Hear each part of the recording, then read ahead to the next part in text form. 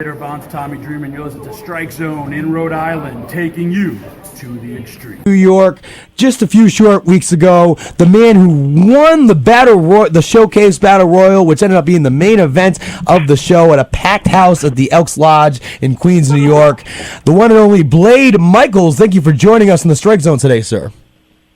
Thank you for having me. How are you guys doing tonight? We are doing good. Now, we had the pleasure to interview interesting character by the name of Johnny Price before that Battle Royal, and he gave us the inside scoop that you were the favorite and that you were a force to be reckoned with upcoming in the professional wrestling business. And you want to talk about how that Battle Royal worked out for you?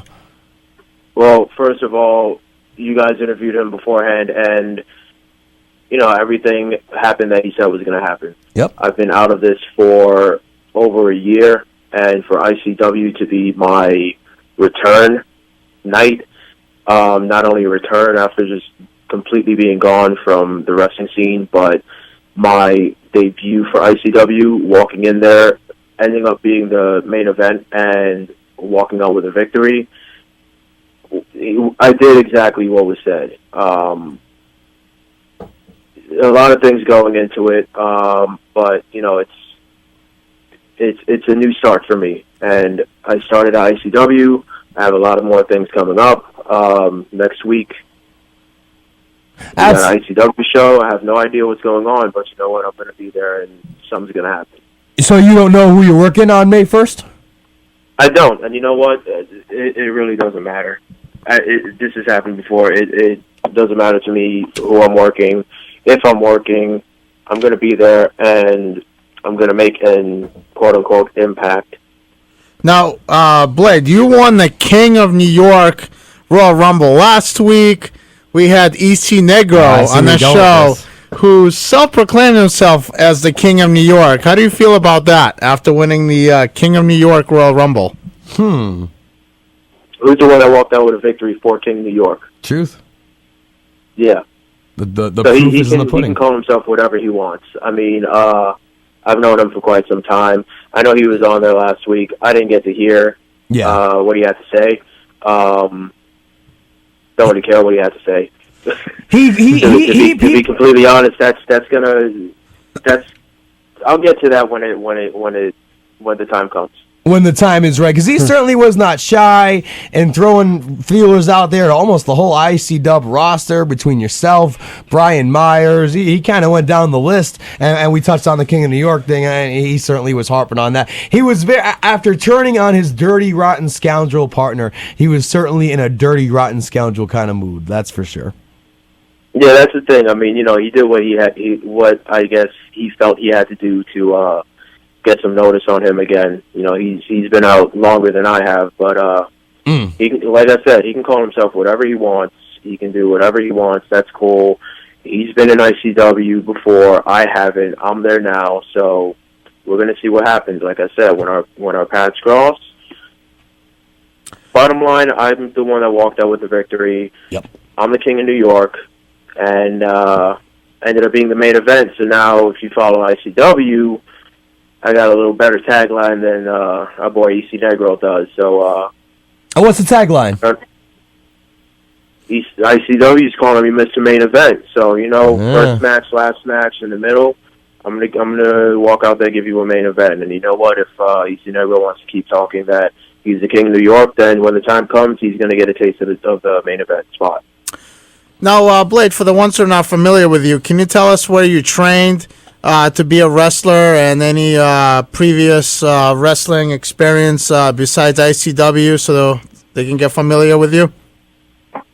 Starting out, I was actually self-trained, picked up things here and there, went and trained at what is now Ace Championship Wrestling. Okay. Trained over there with Mike Morgan and the crew that was there.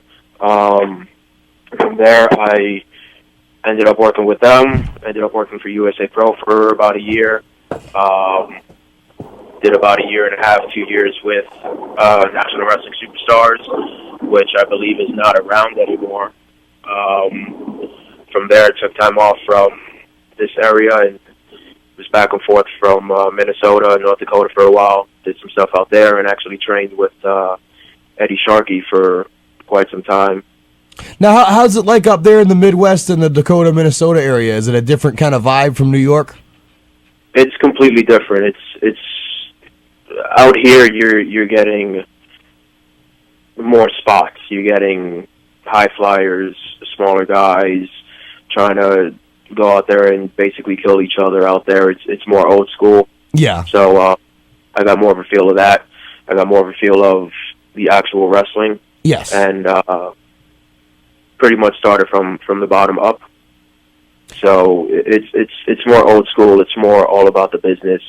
One of the things that I think died in the New York scene is kayfabe. So it's so up true. there, everything's, you don't know pretty much anybody outside. You don't talk about anything. You don't walk around and say you're one thing and then do another. It's all about the business. Yeah, out there. you when you sell, and that's what I really feel. People are out there. It's so funny. I've heard people say this lately. Where in the '80s, people were so fluffy, but people thought it was a shoot. Where nowadays, people are literally killing each other, and they're going so stiff with these forearms and these chops. They're really taking it to the next level with actual aggression and pain. Granted, we all know the ins and outs of the business, but it's almost like people are doing more, and the believability in kayfabe is less and less, and that really hurts me. I feel like it's more about your character and how you conduct yourself and your psychology. Jake Roberts didn't go out there and do moonsaults, but he had a DDT, and he had a well-spoken ability to stand out and wrestling psychology, and that made him one of the greatest ever.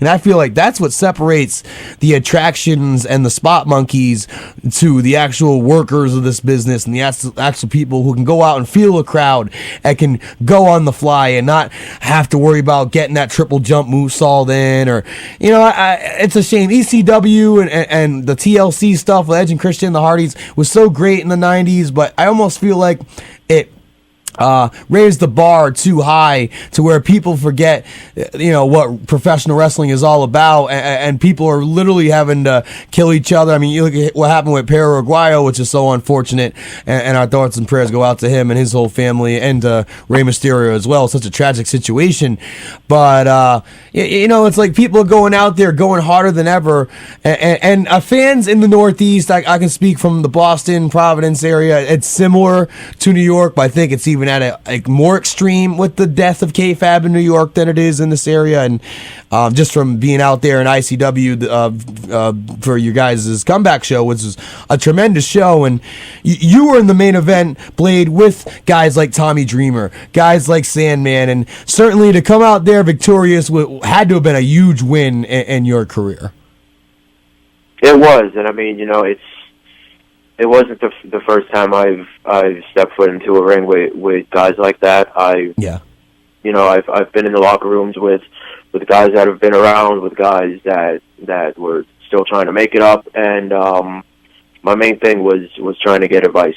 And everybody will walk around and say one thing, say another thing, and call me a mark or whatever they can do. But the fact is, I'm gaining knowledge from people that have been to places that everybody else wants to be. Whatever your views are on the top companies, you want to be a part of one of them. Yes. That's one of the reasons you got into this business. You wanted to become somebody. You grew up watching people. They made you want to do this. And, I know I get talked about and how I can't wrestle and I don't do this and I don't do that. You know what? I'm a short guy. I'm a heavy guy. I don't have to go out there and do 450s. I don't have to go out there and do moonsaults.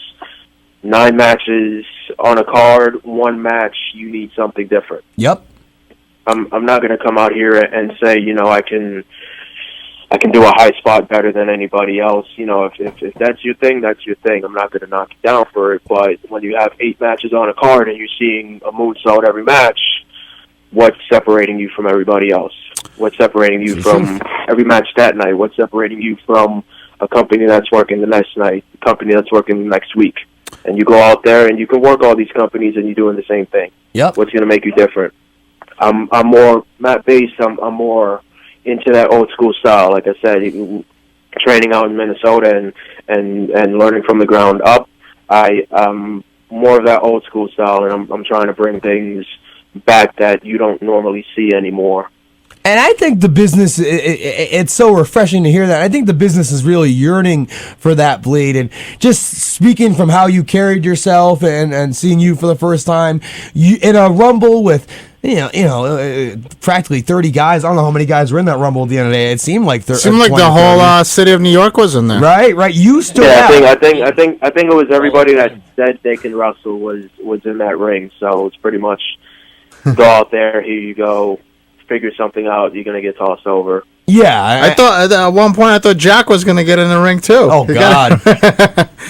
Yeah, throw Norman. I saw Earl Cooter in the crowd. I thought he was going to try to get in on it, but I don't know. I was going to throw our buddy Norman over there in the Rumble too. I know he's listening, so. Hi, Norm. How are you, buddy?